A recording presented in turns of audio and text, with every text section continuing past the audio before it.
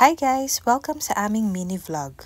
Ako nga pala si Berna at kasama ko si Aldrin at sa mini vlog na ito ay ipapakita namin ang day-to-day life namin sa pag-aalaga sa aming baby na si Elise.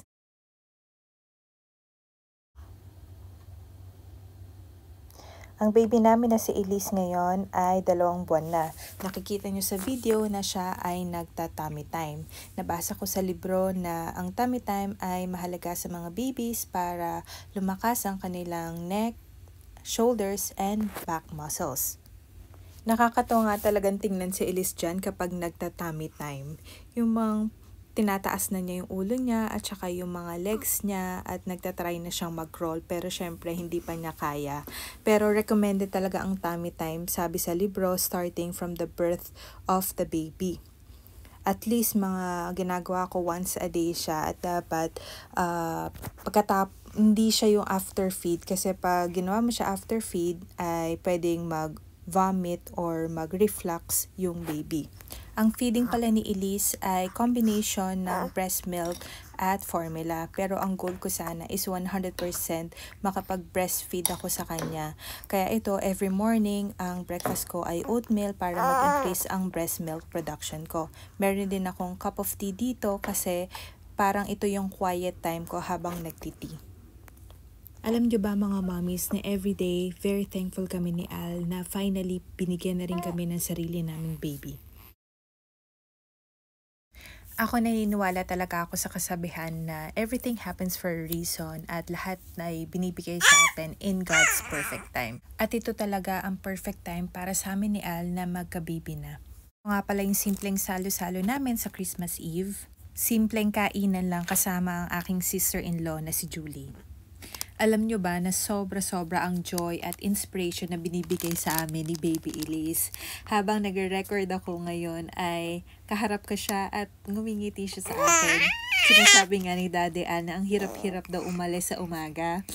At sobrang excited siyang umuwi galing sa trabaho tuwing gabi pag umuwi na siya. Dito nga sa video na to, tingnan nyo parang nagsasalita na siya, parang meron siyang gustong sabihin. Ang dal-dal-dal-dal na nga ni Baby Elise, lalo na kapag nagpapalit kami ng diaper, doon na siya sumisigaw, parang tumitili siya. Ang dami na niya sinasabi.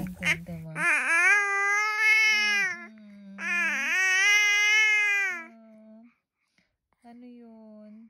O tapos?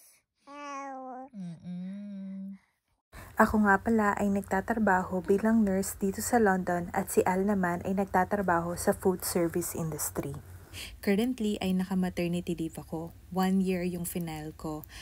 Ang maximum na pwedeng i-file na maternity leave dito sa UK ay up to 1 year. Ako gusto ko talagang i-take advantage yung 1 year na yon para maalagaan at masubaybayan ko ang paglaki ni Baby Elise. Minsan lang naman kasi siya magiging baby. Gusto ko nandun ako sa lahat ng mga magiging milestones niya. Habang si Al muna ang nagwo-work, ako naman ang nandito sa bahay at nag-aalaga kay Elise. Nag-uusap nga kami ni Al. Nasasabi namin sa isa't isa na hindi naman pala ganun kahirap magkaroon or mag-alaga ng isang baby. Siguro para sa amin kasi nagtutulungan kami. Pag nasa trabaho siya, ako yung nasa bahay, inaalagaan ko si Baby Elise. At pag day off naman niya, tumutulong talaga siya sa pag-aalaga. Masarap magka-baby, lalo na kung yun talaga yung time na pinangarap nyo or hiniling nyo talaga kapag parehas na kayong may trabaho at parehas na kayong kumikita para masuportahan nyo yung pangangailangan ng baby ninyo. Tuwing tinitingnan ko sa Elise, hindi ako makapaniwala na siya yung sumisipa sa tiyan ko at dinala ko sa tiyan ko ng 9 na buwan. Alam ko marami pa kami kailangang matutunan ni Al sa magiging magulang and we will learn it along the way. Pero minimake sure namin na mabigay ang mga pangangailangan ni Elise.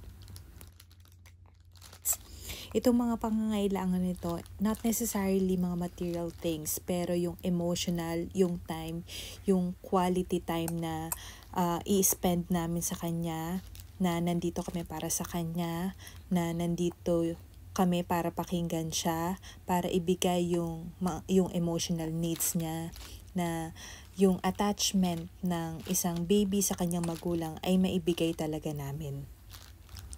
Alam ko marami pa kaming pagdadaanan ni Al sa pagiging magulang. Pero hindi muna namin iniisip yung mga worries and fears na yan. Meron nga akong nabasa na when you make decisions, do it out of love and not out of fear. As a parent din, dapat hindi natin makalimutan yung sarili natin. Sabi nga ni Dr. Gabor Mate, the best gift that we can give our children is our happiness. As a parent, kapag masaya tayo, magiging masaya din yung mga anak natin para sa atin. Ako talaga ginawa tong video na to para reminder to para sa sarili ko na huwag kalimutan yung mga learnings at yung mga advice na yan. Anyways, ito naman yung handa namin ng New Year. Nag-bake lang ako ng lasagna. Second time ko lang to na gumawa ng lasagna. Yung first time nga was years ago pa and palpak siya talaga. Ito nakakuha ko or nakapanood ako ng panibagong recipe sa YouTube. And sabi ni Al, masarap siya. So happy naman ako dahil nagustuhan ni Al yung niluto kong lasagna. Ayun nga, binake ko yung lasagna na naka-cover ng foil for 40 minutes. After 40 minutes, sinanggal ko yung foil para i-bake siya ulit for 30 minutes. Yung 30 minutes na yon, ang purpose nun is para maluto naman yung cheese na nasa ibabaw niya.